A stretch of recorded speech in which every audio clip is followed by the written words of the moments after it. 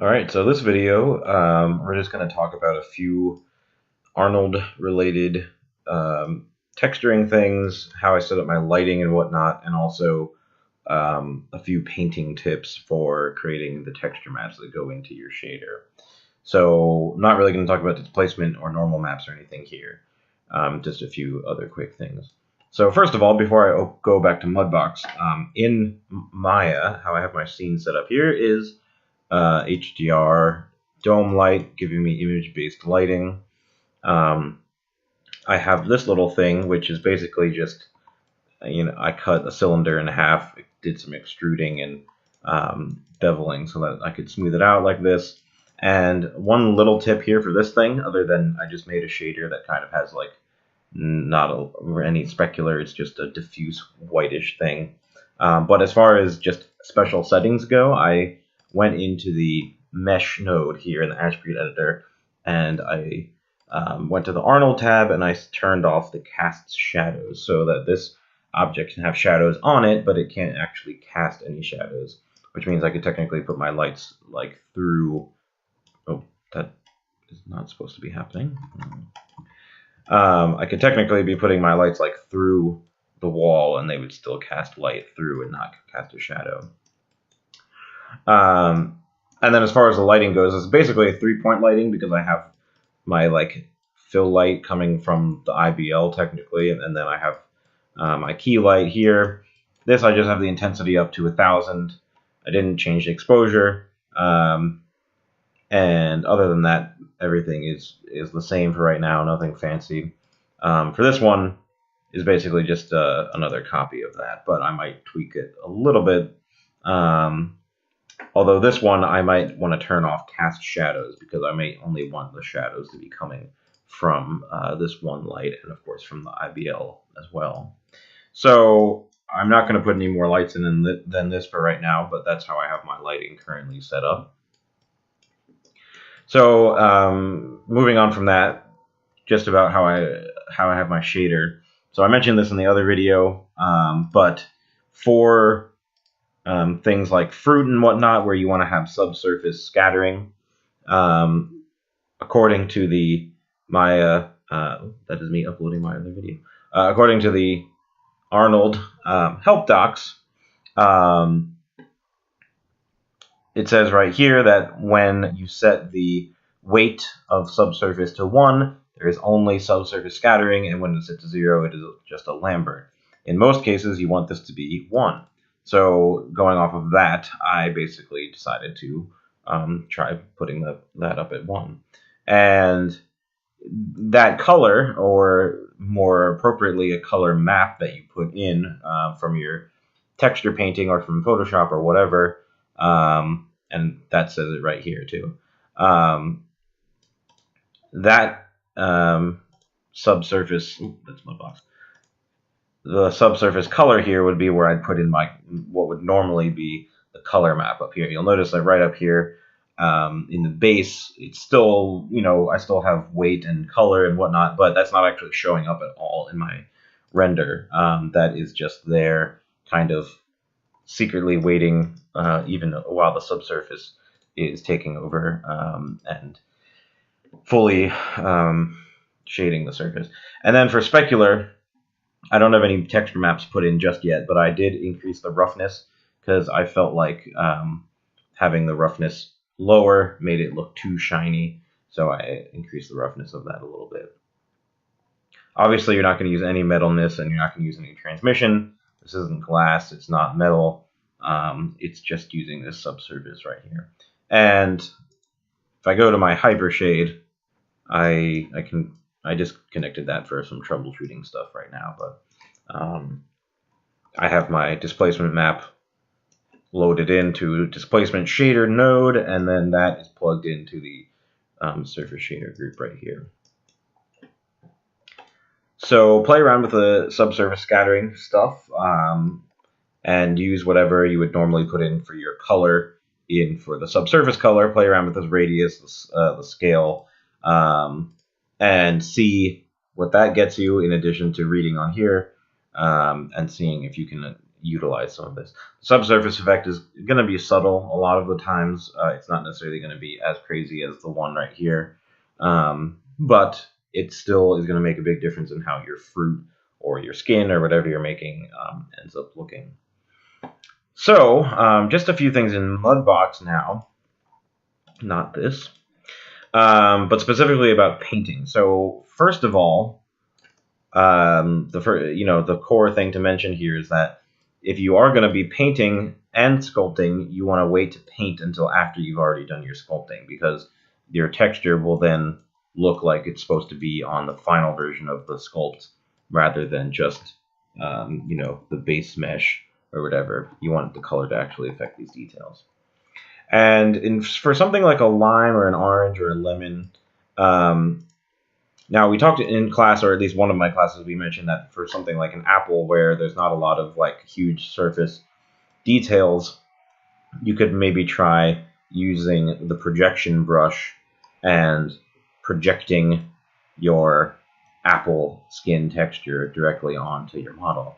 And that could work fine, but for something like an orange or for a lime or a lemon, you want to be careful, because if I use my projection brush, and this is just a photo I took myself, and I loaded it in as a stencil by just going add stencil and loading that in. If I start painting this is incorrect, because the image itself includes specular highlights and shadows. And if I turn off everything except that, you'll see that my texture map now has like little lumps and specular highlights, and clearly this is the wrong place to put this, but it has all these features that we want to come from the specular channel, we want to come from the from the bump and from the displacement map, not from the color. So the color is literally just color information.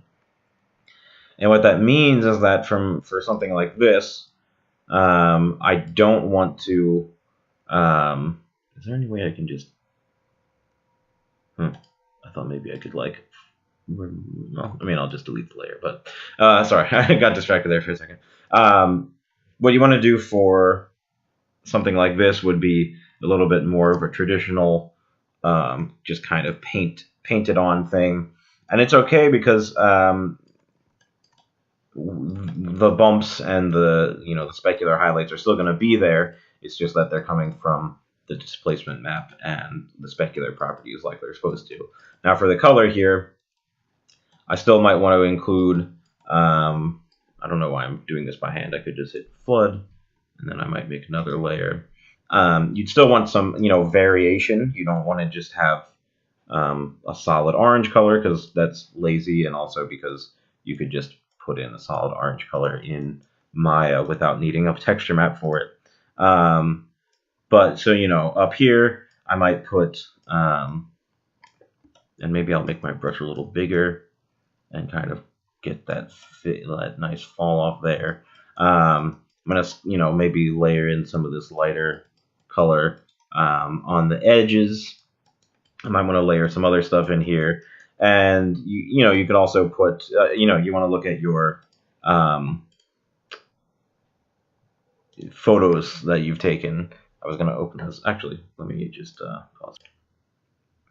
So your photos, something like this would have to be in the color and in the bump map. It's not just one or the other. And we can also see from these photos there's some really dark red parts. It could be the lighting, but there's some color variation across the whole thing. There's a little scar thing right here, which would be both color and bump, not one or the other. And there's little, I just noticed here too, there's a little more than I wanted to zoom in, but there's little splotches of just kind of like white areas and really light orange. So you can make as many layers as you want. Maybe for some of them you could use a stencil and do a little bit of a subtle pattern. Make sure you're not using a photo though, because of all the reasons I mentioned before. So when I save this out, I'm going to pretend like I'm done with this.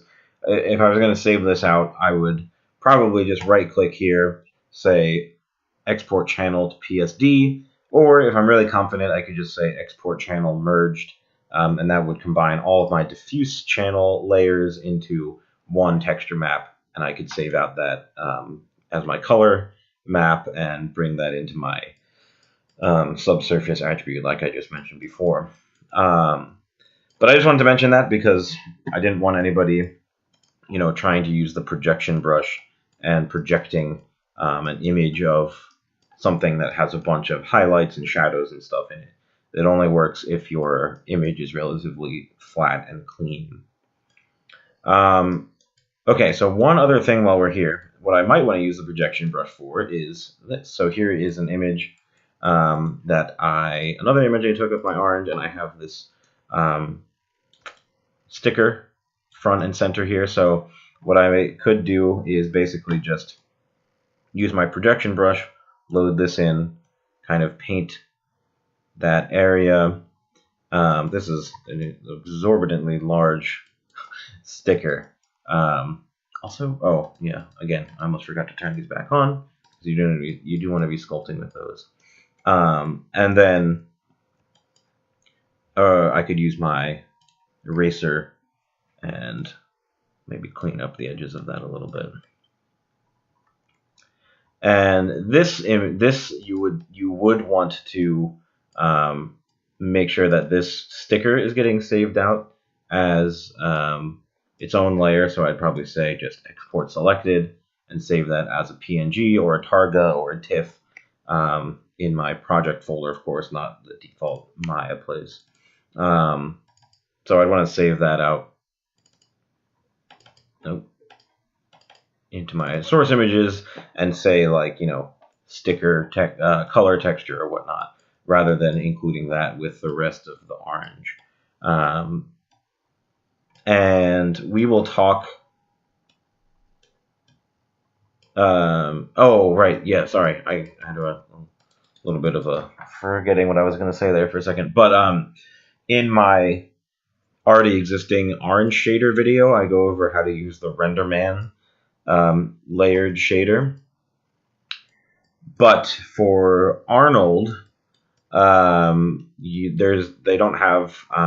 do have a mix shader. So if I go into Arnold, I could assign new material and look for the Arnold. Where is that here?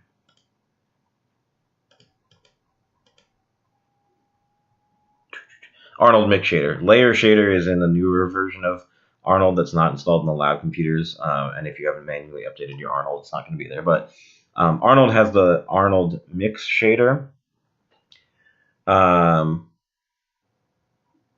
I am not going to talk about this and that in this video. I'm going to make a separate thing for that. So sorry, this got a little rambly at the end here, but I just want to cover those few points that I went over in this one, and I will make a separate video regarding the layered shader.